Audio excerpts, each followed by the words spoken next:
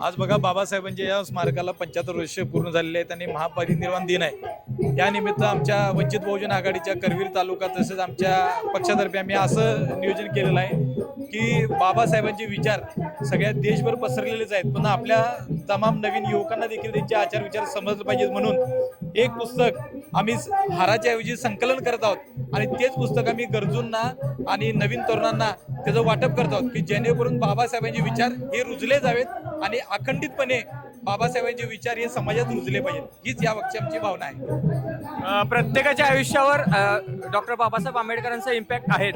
तुमच्या आयुष्यावर अशा कोणत्या प्रसंगाचा इम्पॅक्ट आहे का? बघा, बाबासाहेबांनी जे SC कोट्याबद्दल किंवा जे मागासवर्गीयाच्याबद्दल जे आरक्षण लागू केलं ही अविस्मरणीय आणि ते कधीच आम्ही विसरू शकत नाही।